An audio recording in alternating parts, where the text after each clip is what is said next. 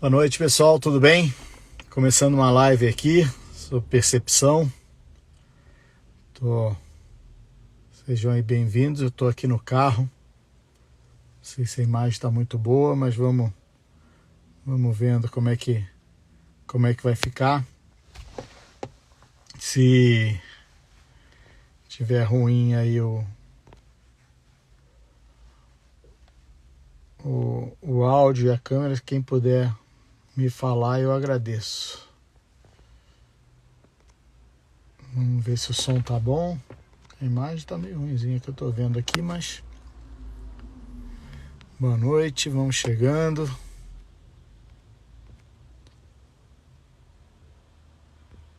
Tá batendo esse papo com a gente. Oi, Nath. Bom te ver aí. Oi, André. E aí, Suzana, tudo bom? Tudo bem? Tá boa a sua imagem? Tá Tá uma luz conseguindo me assim no ver? seu rosto. Tá tudo escuro e uma luz assim. E o som tá bom também. Ah, que bom. Tava meio preocupado que tive que sair do consultório meio em cima da hora aqui. Não deu tempo de chegar. Aquela coisa quando a gente organiza tudo certinho, tem sempre alguma coisa nova. C'est la vie. Faz parte. Olha o Chicão aí. Oi, Chicão. Oi, Chicão. O Vini entrou, você viu, André? São Carlos veio. Entrou sim. Mestre Shediek, olha lá. E aí, Chicão, beleza? O Vini entrou, mas não mandou a solicitação. Deixa eu botar aqui, põe percepção biológica no título. Sim, esse assunto promete. Tô na expectativa aqui. Então vamos nessa. Biológica. Deixa eu ver como é que eu faço. Fazer isso com o Vini não. Ô Oi, Vini, Chicão. Ele já tá aí, já. O Vini já tá aí.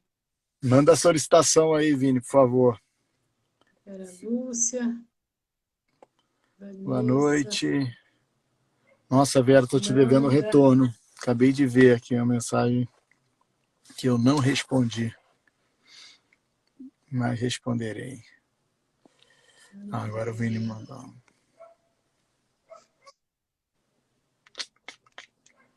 Vamos ver se ele já entra. Ó, Vera Ah, ele Lúcia aí. chegou. Opa, Aí, Vini. tudo bem? Beleza? Boa noite. Boa Boa noite a noite. todos. Vamos que vamos. Esse tema, da onde surgiu? Ih, caramba, acho que ele caiu. Ou ele saiu. Suzana, acho que você tem mais memória que eu ainda. Eu não Para lembro falar, da que surgiu a ideia do tema. a gente já vinha conversando sobre esse assunto, até para fazer algum post, para escrever artigo, falando sobre percepção biológica. E aí a gente estava marcando uma data para a live e o tema foi colocado no grupo como uma sugestão. Você gostou da ideia? Olha o Vini chegando. Foi. E até por algumas perguntas assim que geravam dúvidas mesmo, né? Confusão, percepção biológica, mesma coisa que sentimento, sensação, enfim, a interpretação da realidade. E aí hoje a gente veio para esclarecer toda essa questão. Ah, e veio um gancho interessante. Eu me recordo que muita gente confunde isso com pensamento, né? Então é só eu pensar que eu tô fazendo tal coisa, né? Tende a ter uma visão mais superficial desse. Quando começa a fazer contato com as cinco leis, como se fosse um pouco simples assim. É só eu pensar que está tudo bem, né? Como se isso falasse com a percepção, né? Inclusive temos a nossa biologia aí como uma grande norteadora, se está de fato falando ou não, né? Como é que o corpo reage, né? Poder ter ele como bússola dessa história. Né? Quase uma dedo duro nossa biologia. Não, pode ser dedo duro ou bússola, depende da percepção. Depende, falar em percepção, vamos entrar nesse O assunto, né? GPS também pode ser um grande dedo duro de onde você está, É mas ele verdade? pode ser um grande orientador também, se a gente puder usar ele para buscar o caminho, ajustar a rota. André e seus exemplos extraordinários, né? Ó, foi rápido, né, Vini? Foi rápido. Não, e é Então, engraçado assim, Boa. nessas brincadeiras assim, né? Ah, quando você conhece as 5 leis, e aí muitas vezes os alunos perguntam, né? Solta aquela pergunta, mas isso aqui pode acontecer? Aí a gente brinca, né? Que a resposta sempre depende da percepção de quem está vivenciando, né? Então, percepção é algo que dá muito pano para manga, né? E, e é um pouco do que a gente vai falar hoje aí, né? O que está envolvido É, aí na percepção, né? Que constrói a percepção da pessoa. E, e são muitas, é claro, variáveis, tem muitos fatores aí relacionados. E é o que a gente vai explanar hoje aí pro pessoal. dá até para a gente pegar esse gancho da sua fala, Vini, e entrar na primeira pergunta, porque a gente vai falar justamente sobre a percepção dos fatos. Mas o fato é que a minha percepção da realidade ou de alguma situação, de alguma circunstância, é diferente da sua, por exemplo, né, André? Por que uhum. que isso acontece? É interessante isso que a gente fala dos fatos tentando resumir, né? Mas estamos falando de todas as situações que a gente vive no dia a dia, até de outras relações, em termos de relacionamento, em termos de situações que acontecem, mas que parte até do texto que eu comentei, aquela coisa que a vida não é feita de fatos, mas de interpretações em cima desse fato, né? E, e é muito e é muito interessante o quanto ele é particular, pessoal.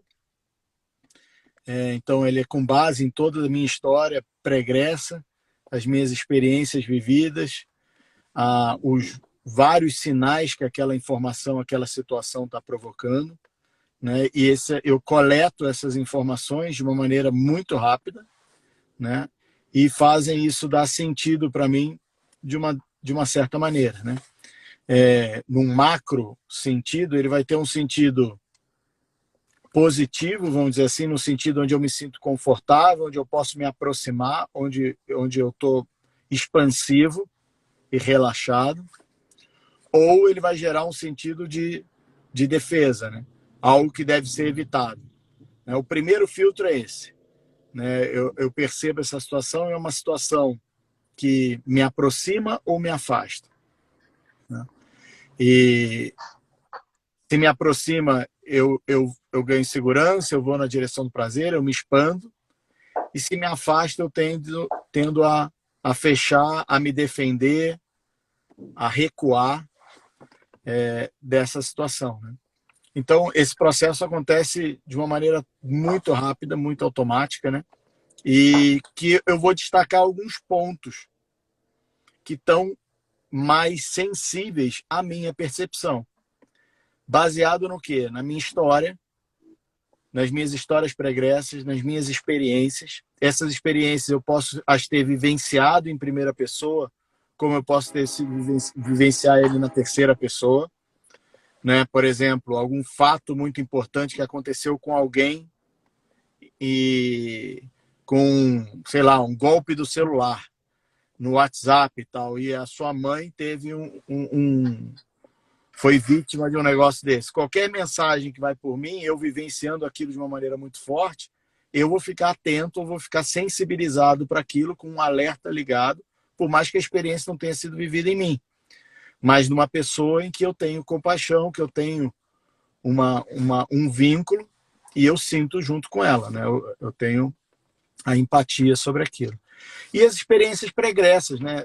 A gente já teve alguns textos aí interessantes sobre estudos científicos muito legais sobre o fenômeno da transmissão transgeracional dessas experiências, né? Onde experiências que eu nem vivi, eu nem estava vivo quando o meu clã experimentou, eu venho com sensibilizações alertas para essas situações, onde o meu corpo identifica esses fatores e, claro, um fator de perigo, ele é muito mais ele se sobressai muito mais do que um fator de prazer, né? Então eu vou estar, muitas vezes, eu fico mais tendencioso a me sensibilizar para coisas de risco que ameaçam a minha vida, né?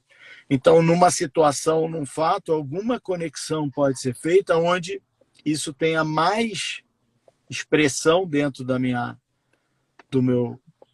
das minhas áreas ativadas do que outras coisas que estão ali presentes. E muitas vezes eu nem me dou conta dessas outras coisas, né? E aí a pessoa que tem uma percepção do fato bem diferente da minha, né? Como você começou a pergunta, eu e você com percepções diferentes, pode trazer alguns elementos em que eu nem notei, porque a sensação de perigo me deixou tão focado e atento e preocupado com uma situação que eu nem pude ver as outras que estavam se passando ali, né? Onde eu já fui ativado e tomado de assalto por aquela situação.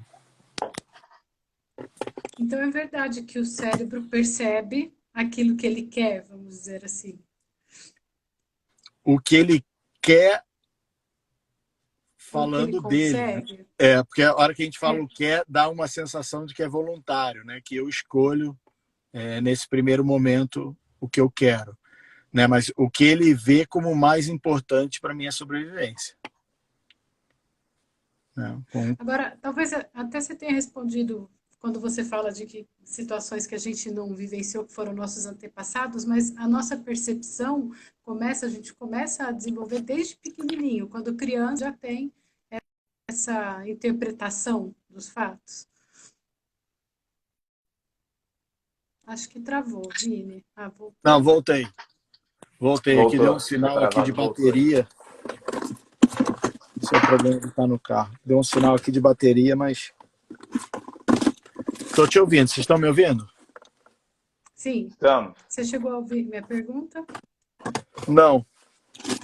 E eu perguntei justamente se isso acontece também com as crianças, por exemplo, ou se nós começamos a desenvolver essa percepção desde muito cedo. Embora você tenha falado, acho que já até um pouco respondeu, porque citou a questão dos antepassados, mas isso vem de cedo. Então, essas experiências, elas são coletadas, eu vou aprendendo e ficando com elas, né? Aprendendo do aprender, né? Eu vou tomando essas experiências a partir dos seus desfechos e do que acontece, né? Então, eu quando criança, por exemplo, eu não tenho muitas vezes nem recursos desenvolvidos no meu cérebro para dar conta dessas situações, né? E, peraí, deixa eu só plugar, perdão aí a bagunça, que eu estou tentando conectar a bateria. Agora está carregando, agora eu fico tranquilo. Então, quando também. criança... Tá entrando um eco, não? Não percebo. Tá bom, Percebe, tá bom. Vini? Não, é que agora eu entrei, botei para carregar, ele entrou no som do carro aqui. Mas vamos lá. Então, eu quando criança, eu não tenho o desenvolvimento do meu sistema nervoso central para ter tantos ajustes dessa percepção. Eu sou muito influenciado pelo meu meio. Então, principalmente aí, pai e mãe vão ser os meus reguladores. Eu me regulo através dele. Meu sistema nervoso ainda não é capaz de discriminar essas situações de perigo ou não. A gente já viu quantas vezes uma criança responde a uma situação dramática, não, uma situação vista por um parente como dramática, e ela se assusta e começa a chorar. E ela estava numa boa. Né? Ou aquele bebezinho que sobe na janela e está ali na janela do 8º andar, olhando ali para baixo, e ele não percebe perigo ali, porque ele não tem noção dessa experiência. Aquilo ali não é perigoso para ela, né? Agora, a partir da reação do pai ou da mãe, aquilo tem uma magnitude e um impacto. Então, a gente vai desenvolvendo o nosso sensor para essas coisas através dessas experiências mais pequenas, né? E aí a gente vai desenvolvendo, a ínsula mesmo vai se desenvolvendo ao longo dessa primeira fase, mas a tomada consciência de decisão e etc., isso vai sendo maturado até os 25, 27 anos, nosso córtex pré-frontal ele segue em evolução e de desenvolvimento, aonde eu vou ter depois maturação e condições de fazer correlações, adaptações, ajustes, trocas de percepção. E então, nesse primeiro momento, eu tenho as minhas memórias que eu recebi, transmitidas de forma transgeracional. Então, a gente tem, inclusive, um dos artigos nossos fala do experimento da urina de um rato, né? O cheiro forte de uma urina dos filhos desse rato. E depois esse rato ele cruza com a fêmea. Os filhos nunca veem esse pai. E quando ele é exposto ao mesmo odor que foi traumatizante para o pai, eles respondem. E os filhos que não são desse mesmo pai rato aí não respondem dessa maneira, né? Então, eu tenho uma memória do que foi perigoso, eu tenho essa condicionante interna. E eu me regulo com os meus vínculos de afeto, principalmente pai e mãe nessa primeira fase. Com isso, eu vou criando parâmetros e percepções do que é seguro, o que não é seguro, o que é de risco, onde o risco, eu não sei qual é o risco, mas eu sei que minha mãe está sob perigo. Minha mãe se sentiu ameaçada. Isso, para mim, é ameaçador, né? Porque eu não tenho condição de sobreviver sozinho. Né? O ser humano é o ser mais dependente da primeira fase de desenvolvimento de todos os animais. Ele é o que mais se matura fora do ventre, né? E ele se matura exatamente pelo desenvolvimento e o tempo de maturação. Senão a gente ia ter uma cabeça que não ia passar pelo ventre, pela pelve, né? Então a gente desenvolve ainda fora, que é o que garante essa capacidade, porque dentro da pelve, dentro do ventre materno, a gente não conseguiria desenvolver tudo. Então a gente segue se desenvolvendo através dessas primeiras experiências. Por isso que... E são essas percepções, André, desculpa te interromper, Não. quer concluir? Por isso que... Não, por isso que muitos dos trabalhos terapêuticos se voltam a memórias da infância, da criança, e muitos terapeutas são muito taxativos nessa condição, onde fala você teve uma infância segura, uma infância feliz, ela vai te dar sustentação e alicerces para o resto da vida, né? Por quê também? Porque o que me afeta ao meu redor é muito maior do que a minha capacidade de lidar. Porque eu não consigo me mexer para pegar uma coberta, falar tô com frio, eu só sei chorar. E eles que entendam que é frio, que é fome, que a fralda tá cheia, e tantas outras situações que apareçam ali. Então aquilo, o meu animal interno sofre e sinaliza, ele não pode fazer mais nada. Eu não consigo me movimentar, eu não consigo andar, não consigo falar, não consigo me defender de uma pressão que está me incomodando, seja um mosquito que está me picando ou um peso porque deixaram sem querer uma coisa apoiada que pegou meu pé e ficou ali preso. Então, tudo é muito grande quando eu sou tão indefeso, né? E aí isso tem um poder de criar um processo de traumatização, né? Porque esse é um outro assunto que daria mais duas lives, mas a traumatização não se dá no evento, né? E sim o quanto de recurso eu tenho para lidar com aquele evento. Então, se eu estou falando de uma fase muito precoce, eu não tenho recurso. Então, tudo aquilo excede a minha capacidade de lidar. E aí o processo de traumatização é uma resposta necessária para eu tolerar uma situação intolerável, para eu sustentar algo que estava insustentável. E isso vai criando marcas onde meu corpo, em situações onde eu me deparo com nuances que me remetem eu já me antecipe e gera respostas onde você fala, caraca, André, você agiu de maneira totalmente desproporcional. O cara estava só fazendo isso, você foi com a voadora, e todo mundo tem as suas respostas que podem, a outros olhos, parecer desproporcional. Mas existe uma lógica interna para isso se manifestar, né? Dessa maneira. Ô, Então a André, gente sempre. e... Vai lá, Vini. não, só para não perder o gancho aí. É que o André foi falando, eu fui lembrando também de alguns outros estudos aí, e a gente vê, né, o quão importante é essa primeira infância, e aí tem muitas linhas, né, de pensamento, de métodos, dentro da psicologia, da pedagogia mesmo, mostram, né, o quanto é importante essa primeira infância, então até os 7 anos. Dentro da antroposofia, né, que eu e o André estamos bastante inseridos aí por conta dos pequenos, a gente vê o valor que eles dão para essas experiências, né? O quanto é muito mais importante ali a vivência, o aspecto lúdico, a visão de mundo que vai ser construída, né, do que simplesmente bombardear e estimular a mente lógica e racional da criança nessa fase, né? E aí a gente vê também o quanto muitos modelos, né, pedagógicos hoje em dia já vem mudando, né?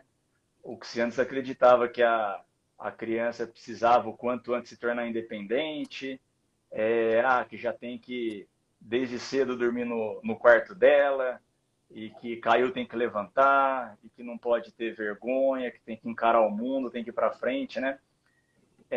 Então, assim, tem estudos que hoje vem mostrando, e aí com estudos, né, com N enorme, com follow-up grande, mostrando que na verdade é o contrário, né? As crianças que têm apoio, as crianças que se sentem seguras, as crianças que têm pai e mãe, né?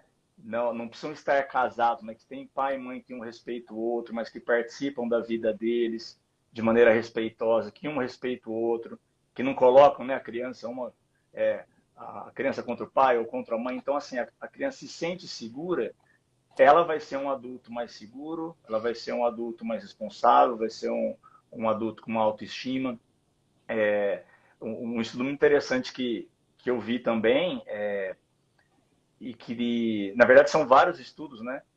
E foi utilizado, colocado em prática em países como a Finlândia e Noruega, né? Então, isso foi um trabalho longo que eles fizeram, de 30 anos aí. E que eles começaram a fazer, conscientizar isso lá atrás, né? Conscientizar pai e mãe, futuros, melhor dizendo, futuros pai e mães, ainda na época ali do ensino médio, dos anos de faculdade, da importância de uma gravidez planejada, né? E eles viram que conscientizando esses adolescentes, esses jovens, o fato deles decidirem em ter um filho com amorosidade, com carinho, um filho que é bem-vindo, né? Eles viram que o número de violência, o número de tráfico, o número de detentos foi diminuindo. Então, até a última vez, a atualização que eu vi, acho que a Noruega tinha fechado o 8º presídio nesses últimos aí 30 anos, né? Então, ou seja, isso aí vai sendo refletido lá na frente em termos de comportamento, né? Uma pessoa mais segura, uma pessoa que tem família, ela se sente bem, que se sente parte de um grupo, né? E não uma pessoa que não foi benquista, insegura e acaba muitas vezes tentando buscar isso fora de casa, né? E dentro da simples a gente vê a importância, que é a segurança, né?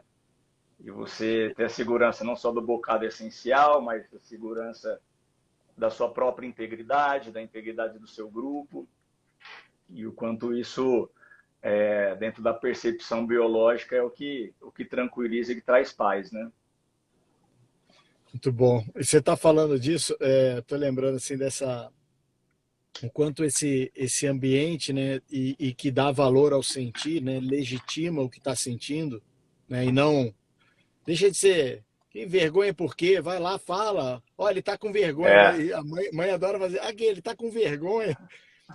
Quem com vergonha gosta de ser denunciado assim, e não fica mais envergonhado ainda, né? não, e E, rotula, né? Rotula e, o envergonhado. é, Ele carrega pro resto da vida isso. e vai invalidando essas coisas, né? É, E vai criando todo esse processo que a gente vai voltar a falar aqui, que eu acho que vai ser um tema, essa questão da conexão, do sentir, ele vai sendo invalidado já nesse momento, onde o moleque cai, bate a cabeça numa quina, a avó pega e fica esfregando e fala, não foi nada, não foi nada, não foi nada. Mas, cara, como assim não foi nada? Eu estourei minha cara e você começa a Aham. sublimar, porque a É, sensação é você acredita muito mais nas referências externas do que no seu próprio sentir. E isso vai cada vez nos afastando e desconectando, né? e a percepção da própria pessoa, né, no caso da avó aí, frente à situação, né, dela querer minimizar aquela dor dentro dela. É, porque aquilo ali evoca nela, né? Não foi atenta, não estava olhando, ou É, putz, que dor, né? E aí minha dificuldade de sentir isso faz eu tentar invalidar, né? sim. Ô Mas você André, Então, a estava gente meia hora você. sempre. atrás, Suzana, querendo ir para um caminho, a gente foi para outro. Ah, é. Não, vai lá, Não, depois. pode falar. A ideia é que a gente fale. Pode falar, Vini. Não, é que o André falou um ponto também que me fez lembrar até uma experiência até pessoal, né? Mas o quanto o meio, né? E principalmente a relação que o bebê, depois a criança, né? Tem com o pai e mãe, e o quanto que eles ditam, de certa forma, né? Os limites e a visão de mundo. Algo que eu estava conversando recentemente aqui, né? Eu tenho duas filhinhas, uma de 5 anos e a outra de 1 ano, né? E aí, recentemente, a gente estava num evento social aí, e a minha mais novinha, ela ama cachorro, ama animais, assim. Ela vê e ela não se contém, ela fica se debatendo enquanto você não coloca ela no chão para ela passar a mão no cachorro, e pode ser o maior cachorro do mundo. Ela, já mais velha, morre de medo, né? E a minha esposa tem medo de cachorro, né? E aí foi interessante, eu brinquei com a minha esposa, eu falei assim, ó, acho que a gente está conseguindo ressignificar muita coisa aqui com a Clara, que é a mais nova, né? Porque a Alice, muito do medo que ela tem, vem de um reflexo condicionado da minha esposa, né? Porque a Alice nunca foi atacada por nenhum cachorro, né? E ela morre de medo. Mas eu lembro quando ela era pequenininha, as primeiras reações da Laura, minha esposa, quando se deparava com o cachorro, era já tirar ela, né? Já levantar ela, pegar no colo. E ela, mesmo sem ter sido atacada nenhuma vez, pela reação da mãe, ela foi criando esse reflexo condicionado, né? Então, mesmo sem ter sido atacada, ela passou a construir na cabeça dela que aquilo é perigoso, né? E aí eu brinquei com ela que está ressignificando, porque ela está permitindo que a Clara experimente, né? A mais novinha experimente e passe a ter uma percepção mais real, né? E não figurada, condicionada. Então, acho que esse é um bom exemplo, né? Do quanto. É claro que não é 100% controlável isso, né? Até uma leitura dentro de uma percepção nossa da situação, mas o quanto eles vão moldando e vão construindo a visão de mundo com base no que nós, né, pais ali, ou a pessoa, né, para quem não tem pais, a pessoa que assume esse papel, e aí pode ser um avô, pode ser uma avó, pode ser, né, uma madrinha, pessoas à sua volta aí ajudam a construir e moldar essa visão de mundo, né? Ó, posso pegar ficha um pouquinho? Não, mas até falando nessa questão da visão de mundo sua, Vini, e recapitulando um pouco do que a gente começou a brincar aqui no começo da live, André, quando eu falei que a percepção era dedo duro, e você falou de não, depende, o GPS serve para orientar. Como a percepção biológica pode nos orientar? Quais detalhes a gente tem que ficar atento, ou deveria, ou poderia ficar atento? Então, esse é um ponto importante e é um ponto que eu acho que é o mais legal da perspectiva que as cinco leis aportam, né? O quanto ele reflete como eu estou me sentindo, né?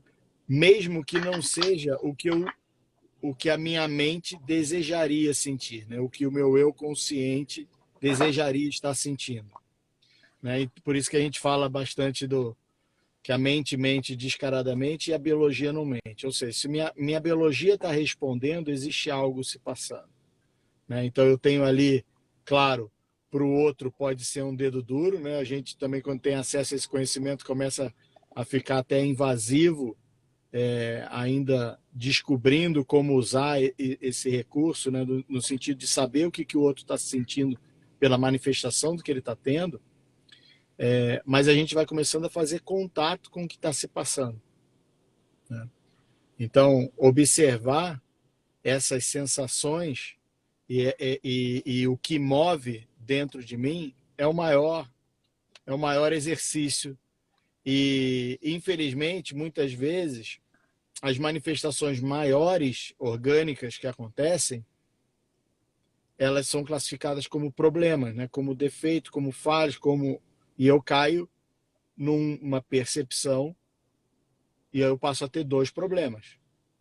Aquele que estava me ativando e o problema que é o fato de eu ter sido ativado, o fato da minha fisiologia estar respondendo, seja um nariz escorrendo, seja uma articulação inflamada, seja um ardor para urinar, né? Onde me afasta mais ainda do sentir, né? Porque eu vou para um outro lugar. Então, o que ela nos promove, aí, nos evoca, é o contato com a gente mesmo. A possibilidade, e hoje já como adultos, podemos dar o que faltou para essa criança ou que nesse momento agora está me faltando, ou buscar através de uma ajuda terapêutica, alguém que me ajude e me acompanhe nesse momento também em que eu estou lidando com algo que é muito difícil, mas em que eu possa olhar para o que está evocando, né? Esse é um ponto importante. Uma coisa que vale diferenciar, Suzana, é que a gente fala, não, essa percepção. Então, você está falando que tudo é da percepção, né? E vale a gente trazer o conceito da percepção de primeira ordem, percepção de segunda ordem, que a gente sempre explica muito bem nos cursos e tenta sempre trazer essa diferenciação, onde isso faz parte de um grupo lá de Palo Alto, da teoria de comunicação, do Paul Václavic, Grinder e outras pessoas, que desenvolveram esse conceito, onde ele traz uma percepção de primeira ordem, onde é algo objetivo, real, de fato está acontecendo comigo, e uma percepção de segunda ordem, onde é baseado na minha visão de mundo, na minha história pregressa, nas minhas experiências e etc. O que o Dr. Hammer traz é que eu posso ser impactado por essas duas vias, né? Você falar que está 19 graus para uma mulher em menopausa que está com fogacho, não deixa ela mais fresca. O calor, sabe, aquele calor da menopausa, classificado como um calor da menopausa dentro da conveniência mais normal, né? Chama de fogacho e tal. Não adianta falar, mas está 22 graus. Isso não faz a temperatura da mulher baixar internamente, porque tem uma sensação interna de calor, diferente de eu estar com uma chama perto de um incêndio, onde eu vou estar com um calor absurdo e meu corpo queimando. Então ali sim você tem uma percepção de primeira ordem, o fogo, e uma percepção de segunda ordem, as minhas respostas fisiológicas que me dão essa percepção. E é muito interessante como elas se confundem e elas já se expressam em significados, né? Quando a gente não consegue muitas vezes discernir isso.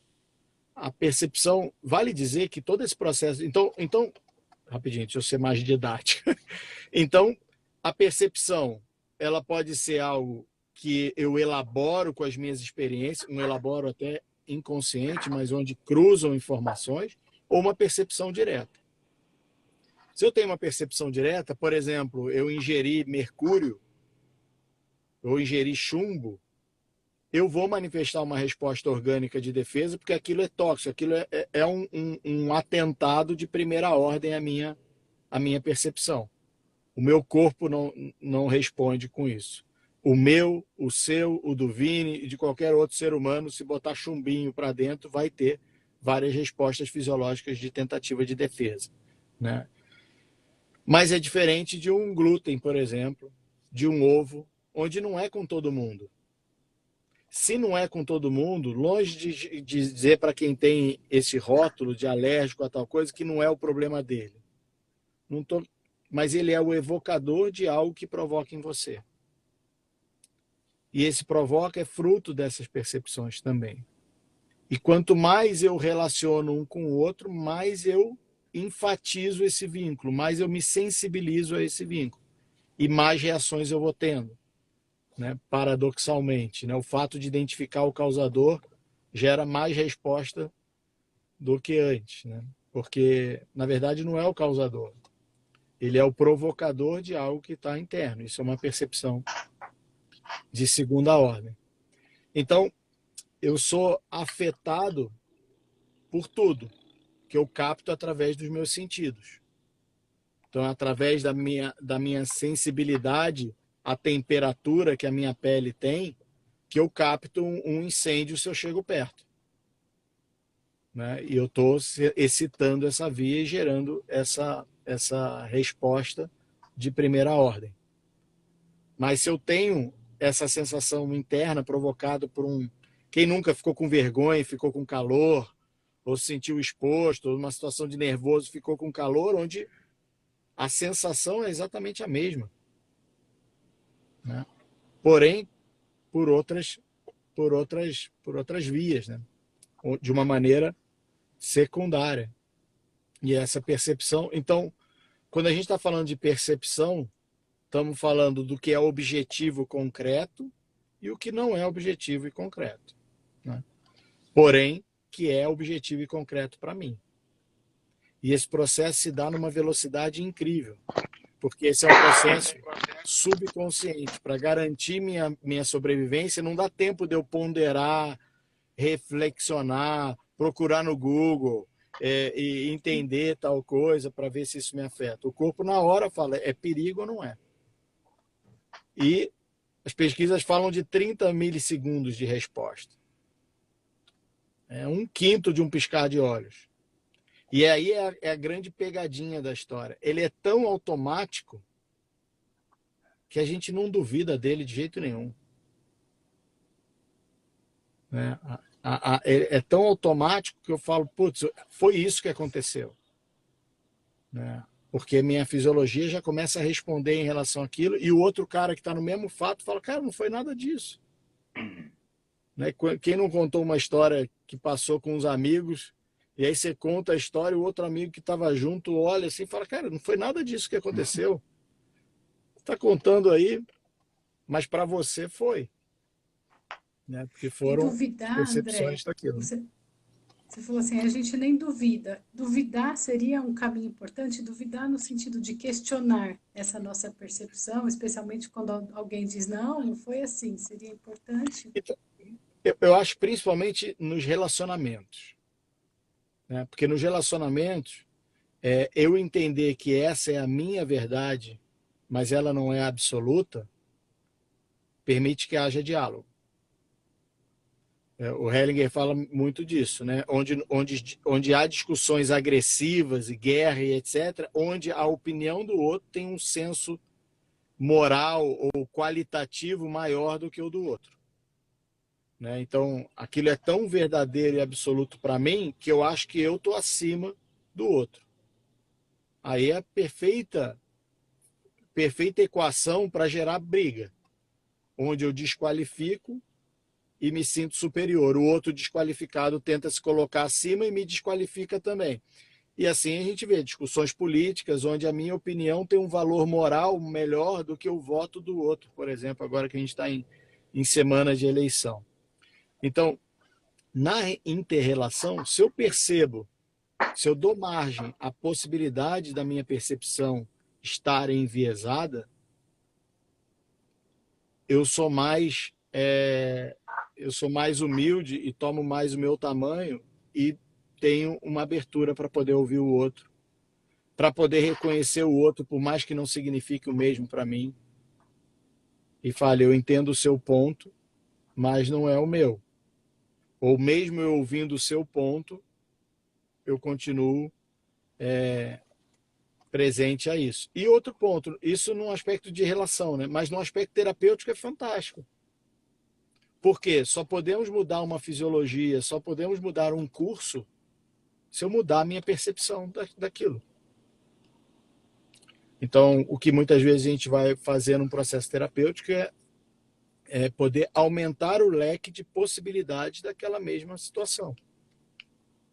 onde me permite ter outra percepção daquilo e aquilo novamente não vai acionar os mesmos botõezinhos que eu estou vendo por um outro prisma. E parece mágica, e é ótimo quando os clientes, os pacientes falam que pareceu mágica. Por quê? Porque a mágica é exatamente isso. Mágica é um jogo de percepção. Todo mundo que conhece mágica ou que gosta de mágica, quando descobre qual é a mágica, fala, não acredito que é isso. E perde a graça, né? Você perde o encanto na mesma hora, porque a hora que você percebe de outra forma, você já não consegue mais perceber daquela maneira anterior. Aí você fala, agora eu consigo ver quando você troca ali a carta, ou quando você esconde a moeda em tal lugar, e assim vai, né? E o que faz? Ele faz uma ilusão. Ele promove uma ilusão de ótica. Só que aquilo é tão real que é incrível quando ele tira a moeda da orelha do outro cara. Que faz a gente, mesmo sabendo que é impossível a moeda aparecer lá, a gente se impacta, né? Mas aí é para um outro lado, né? Estou indo para uma percepção bem mais agradável, que é o show de mágica. Agora, a mudança da percepção, como você disse, só é possível ter uma mudança de comportamento se houver uma mudança da percepção. Essa mudança só ocorre nesse exemplo que você falou, desta forma, por exemplo, em um processo terapêutico, ou é possível que a mudança de percepção aconteça de outra forma? Eu? Opa, Sem dúvida é eu? possível. Né? Quantas pessoas não falam que mais algum insight te trouxe, outros elementos te trouxeram, ou outras legendas para aquilo ali, que te fez dar outra percepção? Muitas vezes é num livro, é num filme, conversando com alguém. É possível também, né? Quantas vezes a gente não muda de percepções através disso? Inclusive, o ato de outra pessoa, isso é mais hipnótico ainda, né? Onde eu consigo estar na segurança observando a outra pessoa numa história de vida difícil e tal, onde eu não estou vivenciando aquilo e eu consigo observar alicerces onde ela se segurou, onde ela se escorou ou se voltou naquele momento e tal. Eu falo, pô, é isso. Quando isso acontecer comigo, eu vou utilizar esses recursos também, né? Então, é possível mudar a nossa percepção de várias maneiras, né? O processo terapêutico é só mais um, mas a percepção não pode ser menosprezada. Primeiro, porque ela não é tão, ela não é a realidade absoluta, né? Ela não é tão universal e pronto. E se a gente falou que a nossa vida não é feita de fatos, e sim de percepções de fatos, significa se eu mudar as percepções, eu mudo a minha vida.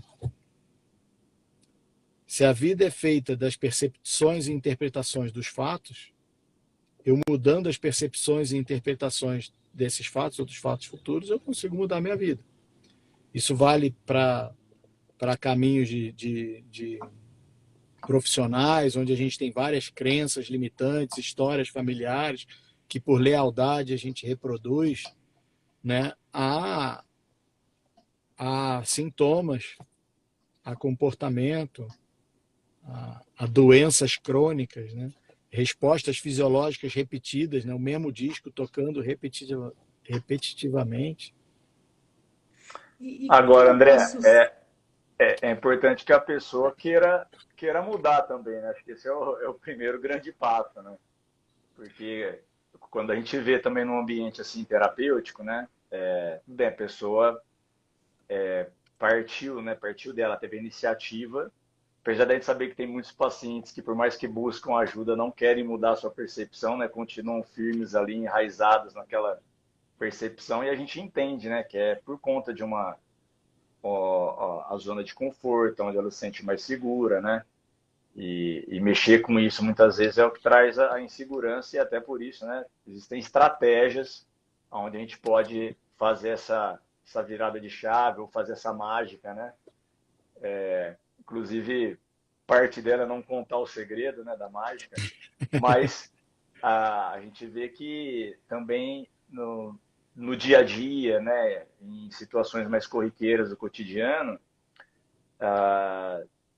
não adianta também querer impor uma mudança de percepção se a pessoa, né, primeiro, não buscou, não está procurando ajuda e se ela não quer. Então, acho que o primeiro movimento, né, até respondendo aí a pergunta, complementando nessa resposta para a Suzana, é a pessoa, antes de mais nada, querer, né? Querer olhar de um outro ângulo, tá aberta a olhar de outros ângulos, né? No curso a gente até usa aquela imagem que ela é bem conhecida, né? Onde tem uma forma geométrica e aí tem dois pontos de vista, né? Um olhando a figura como se ela fosse um círculo e a outra acho que é um quadrado, né? E aí tem Quadrada. uma outra visão ainda que está vendo toda essa situação. Então o exemplo que a gente dá é esse, a pessoa está disposta a olhar sobre outros ângulos e mesmo que ela esteja olhando ali, né, aquela visão mais de cima, vendo os dois pontos de vista, ela também reconhecer a percepção do outro, né? Porque, e até terapeuticamente falando, quando a gente também não reconhece a percepção e tenta impor isso no paciente, a gente acaba se afastando. A pessoa se afasta, na verdade, da gente, né? Por essa insegurança. E é interessante, por isso que é interessante trazer esse tema, porque muitas vezes a gente desconhece que ela é possível ser mudada, né? Porque aí a tendência é que a gente quer que o outro mude, né? Numa questão, ou que tudo mude, né? A minha empresa tem que mudar a forma de gerir o funcionário para eu continuar aqui satisfeito, né? A gente quer Uhum. que tudo aconteça para que eu não precise fazer nada, né? E é interessante observar isso porque, ao mesmo tempo, a gente assume uma responsabilidade, né? Por um lado, a gente assume essa responsabilidade, mas por outro, a gente assume a responsabilidade e a possibilidade disso ser alterado, né? Eu já não dependo do outro para que eu experimente dessa forma. E isso é muito Agora, libertador, né?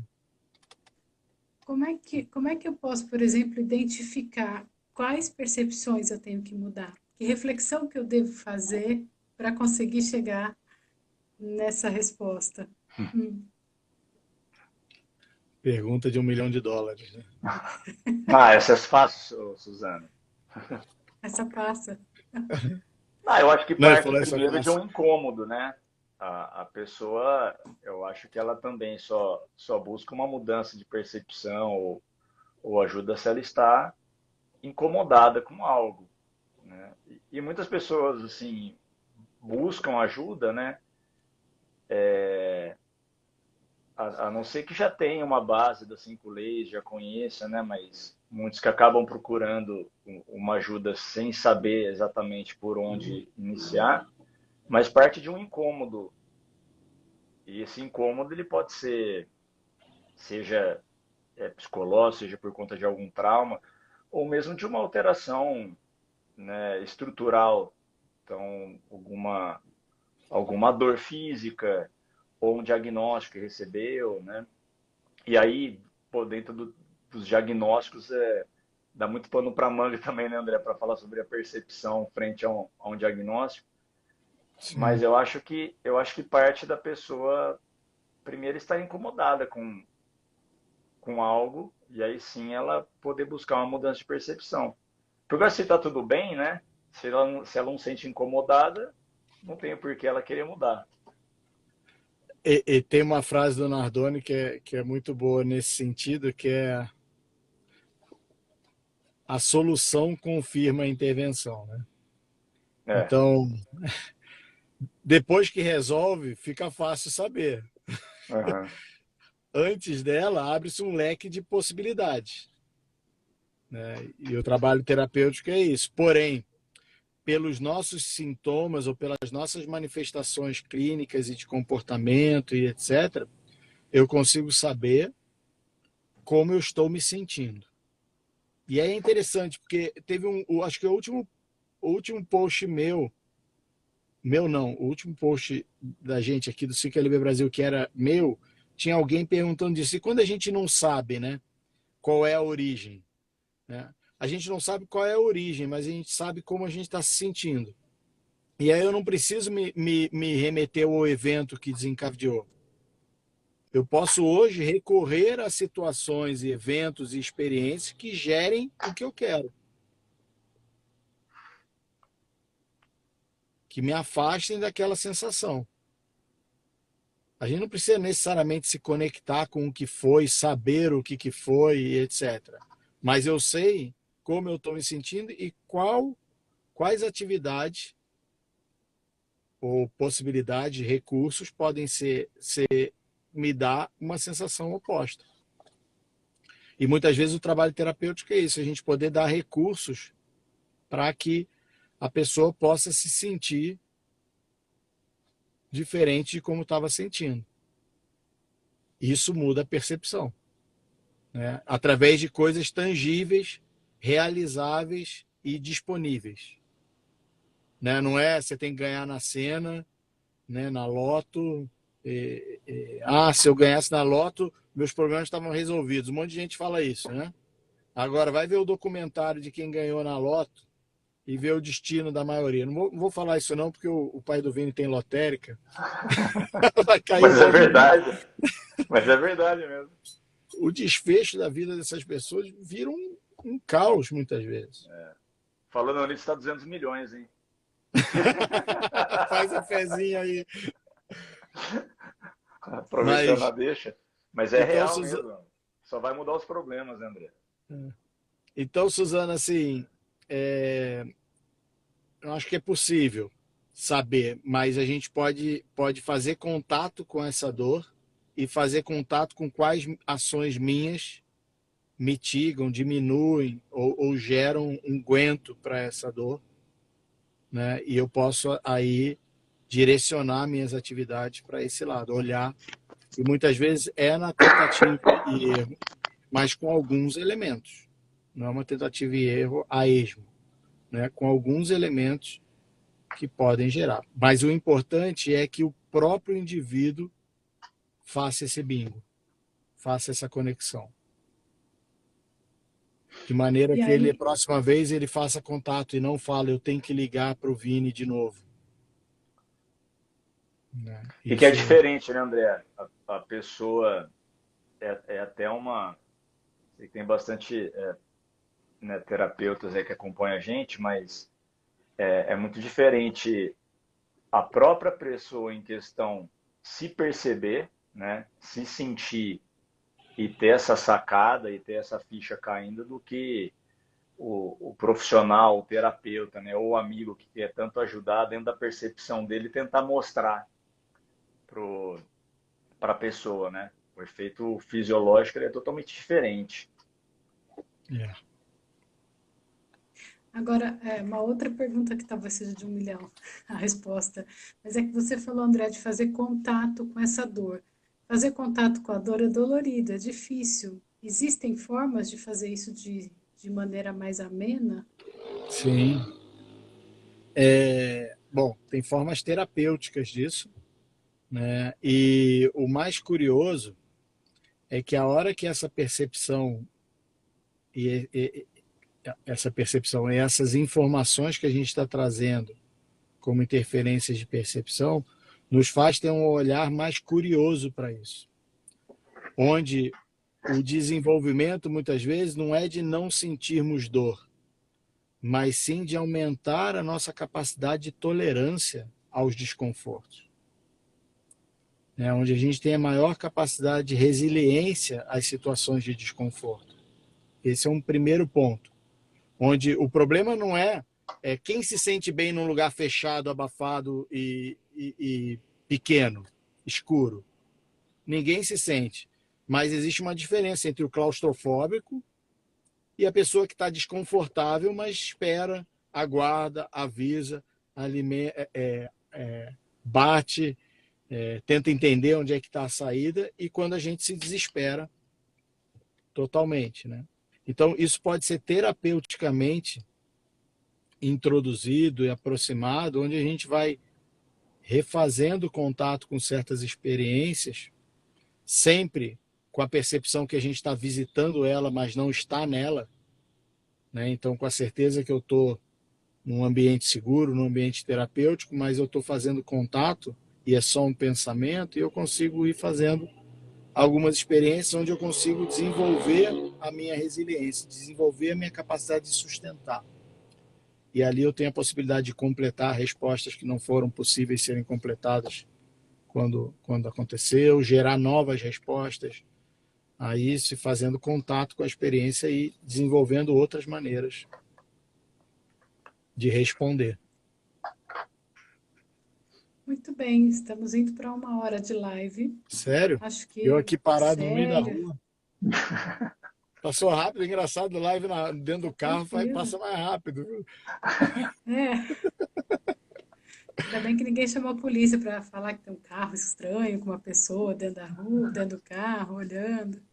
É. Acho que a gente pode ir para as considerações finais. Queria perguntar para vocês se tem algo que seja relevante que a gente não mencionou e que vocês gostariam de deixar sobre a percepção biológica. E, por fim, recomendar um artigo, né, É, para amanhã. eu estava aqui pensando nele, inclusive, o que estava assim, o que tinha escrito que falta. Eu acho que se tiver alguma Acho, coisa que tenha evocado na percepção de quem está nos ouvindo, ou vendo, seria legal compartilhar, né? Mas eu acho que a gente tende a. Eu acho que o intuito foi trazer um holofote para algo que é fundamental nas minhas respostas, que é como eu percebo a cena.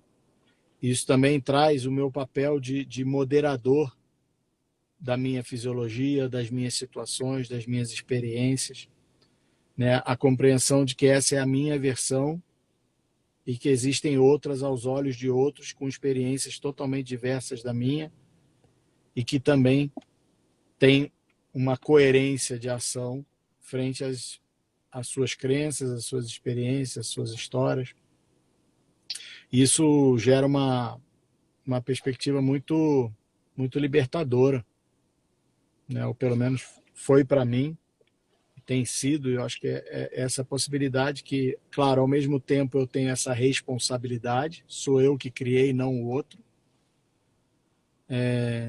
mas ao mesmo lado eu tenho as próprias saídas também, né? As próprias possibilidades de sair, né? E muitas vezes essa vontade de não tocar nessas possibilidades, né? Vontade de que o outro faça o movimento, é um lugar cômodo, né? Onde eu não preciso olhar para as minhas questões e posso olhar para o outro. E posso olhar, não posso exigir, demandar do outro, né? Enquanto, ao contrário, eu posso falar, se isso está desconfortável para mim, o que eu posso fazer com isso? E as 5 leis permitem expandir esse conhecimento da percepção, né? Que outros caminhos fazem. A gente subestima o poder da percepção, né? A gente acho que ela não tem o potencial de criar uma hepatite ou de criar uma gastrite ou criar uma inflamação, que isso é uma coisa totalmente diferente de uma percepção, porque são linguagens distintas, né? É quase a gente diferenciar o que é imagem de som. São linguagens distintas. Uma é luz, a outra são vibrações. São linguagens distintas, mas a hora que chega no nosso corpo, eles conversam com todo o corpo, né? E as mudanças somáticas, a gente tende a considerá-las, e com hipóteses que são culturais, são crenças, são percepções, né? Sobre contágio, sobre transmissão, sobre eu peguei resfriado porque eu peguei vento frio. E fala para um canadense que você ficou resfriado porque você pegou vento frio. Eles acham uma graça isso. Acho isso engraçado.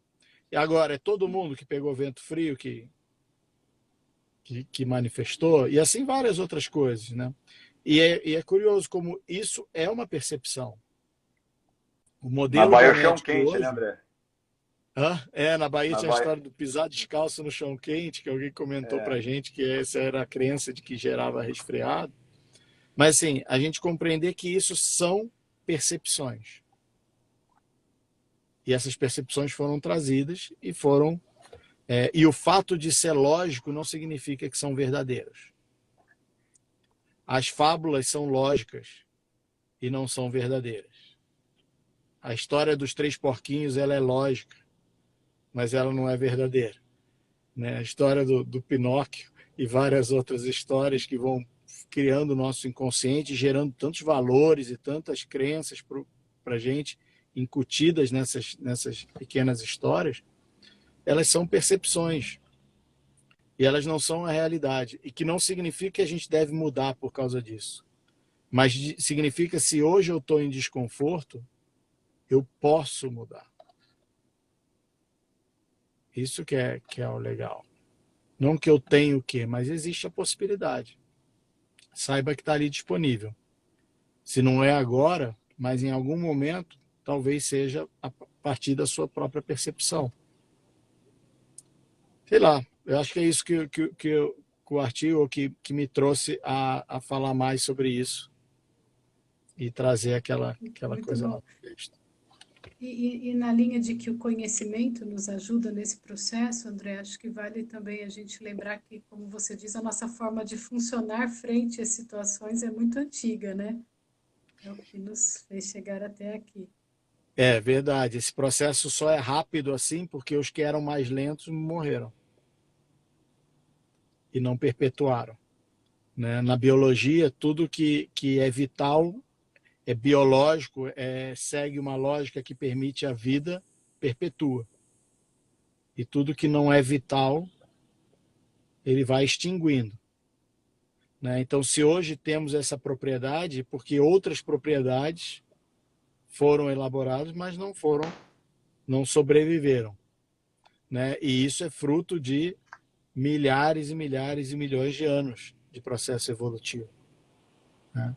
E hoje a gente tem recursos que permitem a gente saber um pouco mais como a máquina funciona. O que não significa que a gente sabe mudar a máquina por causa disso. Né? A gente sabe hoje tudo de uma articulação, fazem cirurgias mágicas em tudo quanto é articulação, mas a gente não consegue reproduzir uma prótese que dure mais de 20 anos, 25 anos, com limitações. Já fomos na Lua, temos um míssil da Coreia ataca os Estados Unidos, satélite que verifica quanto de poeira vai do Saara para a Amazônia, mas a gente não sabe reproduzir uma articulação humana. Não chega nem perto das propriedades. Né? Então, assim, o fato de conhecer não significa que a gente é capaz de reproduzir. Então, muitas vezes, quanto mais a gente fizer contato com esses instintos e nos manter sintonizados com nosso animal interno, com o nosso sentir, mais eu posso colocar essas propriedades a serviço da minha sobrevivência, da minha melhor sobrevivência. Porque muitos desses recursos são recursos de sobrevivência, mas se eu repito, eu estou só sobrevivendo. Então eu posso ir para a vivência, além da sobrevivência. Eu posso viver, além de me proteger, eu posso doar para o mundo, eu posso fazer, eu posso expandir, eu posso criar. Né? Processos criativos só vão acontecer nessas condições. Muito Então, bem. é isso. Vini, você quer fazer alguma consideração antes da gente encerrar? Até um pouco nessa linha do que você perguntou aí para o André. Inclusive, eu caí porque eu estava procurando o comentário da pessoa que postou isso aí, falando. Acho que foi no exemplo que eu dei das minhas filhas. Ela falou: eu tenho procurado não passar os meus medos para minhas filhas, né? Ela fez algum Foi a comentário Nívia. nesse sentido. Não vou lembrar agora exatamente como é que foi, mas dentro disso, né? Do que vocês conversaram e do que a gente explanou na live, são recursos aí que, né, foram úteis. A percepção, ela ela é moldada em cima, né, de recursos muito importantes aí que, se a gente parar para pensar nos condicionamentos, é o que foram importantes, né, para os nossos pais, muitas vezes foram para os nossos avós, bisavós, e se vai voltando, né, chega onde o André levantou aí, desde lá de trás, desde das nossas origens, né? Foram estratégias de sobrevivência muito importantes. E se a gente está hoje aqui para contar a história, é porque deu certo. Mas nesse exemplo, né, Nívia, se eu não me engano, alguma coisa Isso, nesse tá aqui. sentido. Eu tô aqui. Quer que eu fale? Quer que Que eu fale? Eu tô sumiu. com ela aqui. Mas É... nem eu dela exatamente, né, até para Uhum. ela não se sentir exposta, mas é o quanto é importante também a gente olhar o lado bom disso, né? E não da gente querer evitar ao máximo que se na nossa percepção é um defeito, né? Não é uma qualidade, eu não quero passar para o meu filho, mas muitas vezes esse medo é o que pode salvar a vida dele em alguma outra situação, né? Imagina se uma criança não tivesse medo, ela, né, na beira de um precipício, ela iria pular, porque mamãe ensinou que eu não posso ter medo e que eu posso, né, enfrentar a lei da gravidade, por exemplo. Mas vale a gente refletir o quanto assim é aquele medo que salva, que dá segurança, ou o quanto é aquele medo que paralisa, né? Então e trazer isso para a consciência, refletir e sentir, né, muito do que o André trouxe aí, como isso reverbera, se isso é benéfico ou se isso é maléfico para a minha fisiologia, né? Então acho que é importante a gente olhar também com carinho, com respeito, porque em muitas situações isso aí é o que dá certo, isso aí é o que salva a vida, né? É, E é isso. isso pegando um gancho já que você trouxe isso, eu achei muito legal o quanto a gente pode reverenciar esses medos, porque esses medos foram o que permitiu ser sustentáveis em situações que eram insustentáveis. Então, a hora que a gente está nesse lugar, a gente pode, inclusive, expandir isso, né? Que você falou desse medo paralisante, um medo. E é interessante, e o caso das filhas, você estava falando das suas filhas e ela comentou em relação à filha, o quanto muitas vezes o que não fazemos por nós, fazemos pelos nossos filhos. E Uhum. revemos muitos conceitos por eles, né? Ou seja, Sim. eles nos encorajam. E é interessante isso, porque o coragem, que tem uma relação muito íntima com medo, né? E você tem que ter coragem. O coragem fala do agir com o coração. Né? E isso tem tudo a ver com esse contato e com esse sentir. Né? E com o filho, é exatamente isso. É ele que inspira essa coragem, porque existe um afeto e um sentimento profundo de que esse é o caminho. Por mais que eu tenha que me rever, mas é para o bem dele. E Uhum. foi assim que a gente nasceu, né? Sacrificando a geração mais antiga em prol da geração seguinte. Então, nem que eu fique mais exposto, mas eu vou me moldar para poder oferecer a ele maior recurso do que eu recebi. E assim a vida vai passando. A gente vai entregando o bastão um pouquinho mais à frente do que onde recebemos. Né? E isso tem tudo a ver com a relação do medo que você trouxe. E é muito Uhum. interessante. Quanto a gente faz por outras pessoas, principalmente as pessoas que a gente ama demais, e que não faríamos por nós mesmos. Uhum. O André, E me fez podemos lembrar usar aquele isso. Né? caso, me fez lembrar aquele caso também de uma aluna que trouxe para a gente, dentro do curso introdutório, a gente falando dos programas, né? E a gente estava falando sobre o programa de fígado, né? E remeteu ela o porquê na casa, né, do pai dela, da mãe dela, a dispensa era muito grande, né? E aí ela foi explanando e aí um monte de ficha foi caindo, né? Mas porque os avós dela tinham passado uma dificuldade muito grande, né? De carência, de falta de dinheiro, de falta de alimento. E esse, assim, o pai dela já não teve tantos problemas quanto a isso, sempre teve mesa farta, ela também, mas a família continuava condicionada a ter despensas grandes, né? E estocar alimento, a despensa grande sempre cheia, né? Brinco também com o exemplo do meu pai. Meu pai mora na frente de um supermercado e ele continua ainda, né, estocando assim um monte de Não, coisa, e, né? e você contou essa história, eu tô lembrando agora, ela estava projetando a casa. E Então, ela queria uma dispensa, isso, e o arquiteto falava, pô, mas para que dispensa aham, hoje em dia? Hoje em dia você tem iFood, você tem entrega a isso, qualquer hora, não é o mercador que visita a cidade uma vez por mês que você precisa guardar. é, E ela não e, sabia por que que ela estava encucada, porque ela queria dispensa de qualquer jeito. brigou com a arquiteta, né? E aí foi legal que Ela ela lembrou. falou assim, ah, então agora faz sentido, então vou arrancar a despensa da minha casa, né? E aí a gente explanando, conversando, né, muito com as práticas que a gente traz, do sentir, ver como é que isso reverbera, né?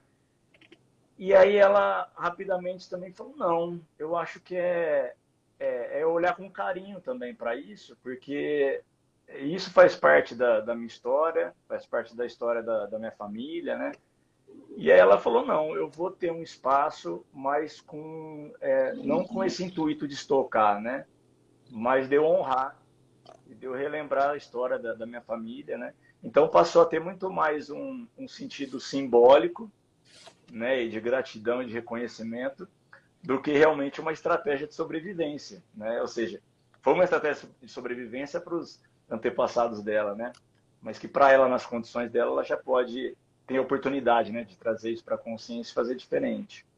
Estava rodando no automático dela e pôde trazer É, outra percepção para aquela mesma cena, né?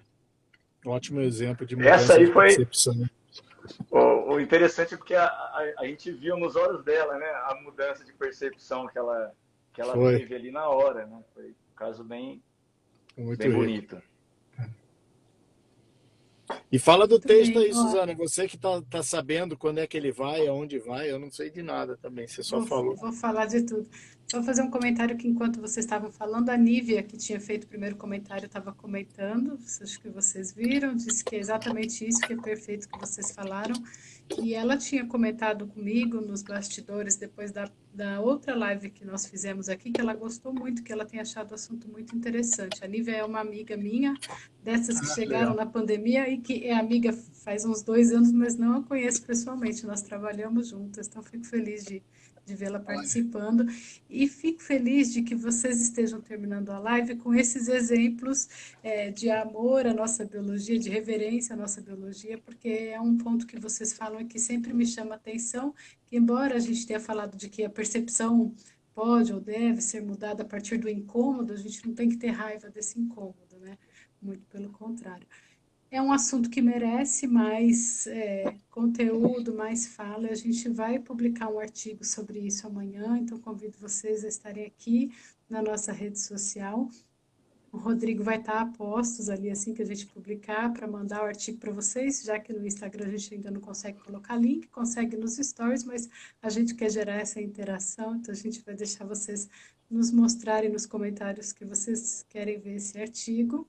E também ao longo dessa semana a gente vai publicar outros conteúdos falando das 5 leis biológicas na prática, em que a gente traz justamente esse tema da questão da reverência à nossa biologia, à forma como funcionamos. Então fique ligado aqui nas 5 leis biológicas, no Insta, no Facebook, no LinkedIn, a gente vai expandindo a nossa atuação. Certo, minha gente? Show de bola. Certíssimo. E obrigado aí, Então, muito Meu Suzana, gente. mais obrigada. uma vez. Obrigado, Suzana, pela presença e condução. Quem gostou, encaminha para outros, avisa, convida e, e dê Quem está feedbacks entrando também que vai agora, nos norteando. assiste lá, que vai ficar gravado aí. Rominho Isso, entrou ela disse que agora. adorou. E obrigado a vocês pela oportunidade e o pessoal que está nos assistindo, deixem comentários. Se vocês quiserem ver outros temas aqui abordados pelo André Shediek, pelo Vinícius Stefanelli, deixem nos comentários que a gente trabalha tudo isso e traz numa próxima live para vocês. Isso aí. Boa noite para todos, boa semana, a semana está começando. Isso aí. Um Boa beijo, noite, gente. pessoal. Boa Valeu. semana. Obrigadão. Até mais. Tchau.